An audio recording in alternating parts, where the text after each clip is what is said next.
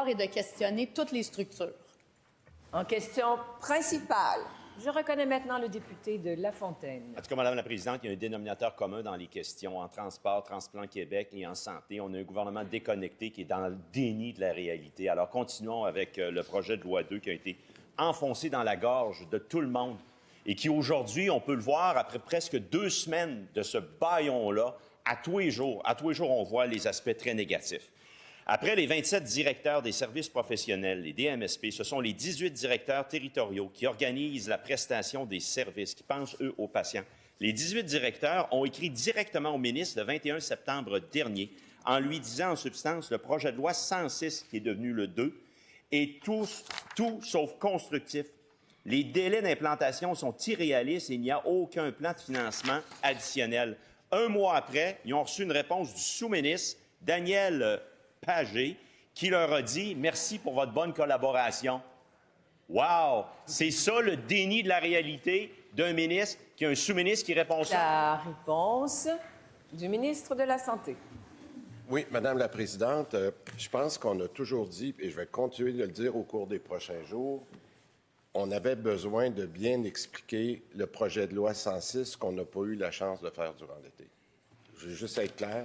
Alors, il y a beaucoup d'informations qui ont circulé, malheureusement, pas toutes exactes durant l'été.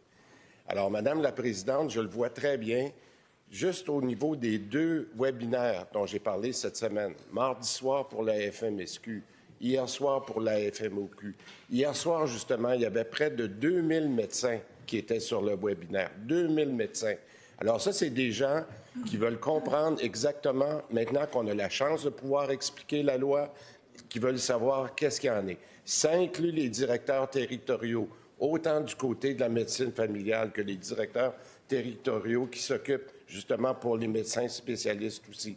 Alors, Madame la Présidente, c'est ce qu'on a répondu. Nous allons expliquer, nous allons discuter avec vous. Il y a encore énormément d'endroits où on peut faire des améliorations dans le projet de loi.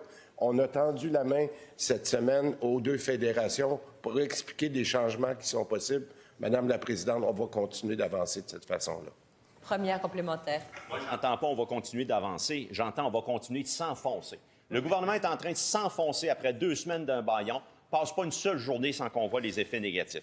Encore une fois, les directeurs territoriaux, après l'accusé-réception complètement dans le déni de la réalité du sous-ministre, ont réitéré 2 jours après, le 22 octobre, dans une lettre où ils disent « Permettez-nous de réitérer que ce modèle transfère l'entière responsabilité aux médecins dans des délais irréalistes et inévitablement va conduire à un échec. » C'est ça son échec.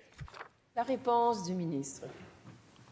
Madame la Présidente, cette semaine, j'ai invité les Québécois, puis je le fais aussi pour tous les membres de cette Assemblée, d'aller consulter une entrevue que le docteur Ricard a donnée justement sur sa perception de la façon où il supporte la loi 2, entre autres. Mais ce matin, j'aimerais aussi que les Québécois prennent connaissance d'un article dans Le Devoir qui est assez important, qui, à mon sens, vient d'un autre médecin, un docteur Bureau, qui est un pédiatre qui est actif en ce moment, mais qui est aussi professeur à l'Université McGill. Et dans ça, ce qu'il dit, ce que nous sommes en train de faire, c'est de corriger une lacune dans le système de la santé qui aurait dû être corrigée au cours des 50 dernières années. Deuxième complémentaire. Wow! Sur 23 000, il en a trouvé 2, Madame la Présidente. C'est une bonne moyenne au bâton, ça, Madame la Présidente? Hey, ça, c'est retour aux ligues mineures. Madame la Présidente, ils ont compris. Ils ne s'adressent plus au ministre, ils ne s'adressent plus au sous-ministre. Ils se sont adressés directement à Geneviève Biron hier en lui disant « Nous sommes entièrement d'accord avec le Collège des médecins qui appelle à une suspension du projet de loi 2. » Alors, plutôt que 2 sur 23 000, vas-tu suspendre son projet de loi 2, Madame la Présidente? La réponse du ministre. Madame, je comprends l'argument du député de La Fontaine. Excusez-moi, là, je ris, mais c'est pas drôle.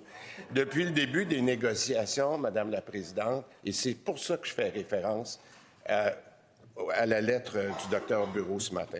Ce qu'il dit, là, c'est qu'on est en train de corriger une erreur qui a duré pendant 50 ans, parce que ce qu'il faut revenir, Madame la Présidente, c'est à une prise en charge collective. C'est quoi cette vision-là de cette loi? C'est que chaque Québécois a le droit d'avoir un service en santé, a le droit d'avoir un professionnel de la santé. C'est ça qu'on doit corriger. C'est pas le nombre de médecins qui le disent, c'est l'importance de la vision que nous mettons ensemble et nous allons continuer de le faire.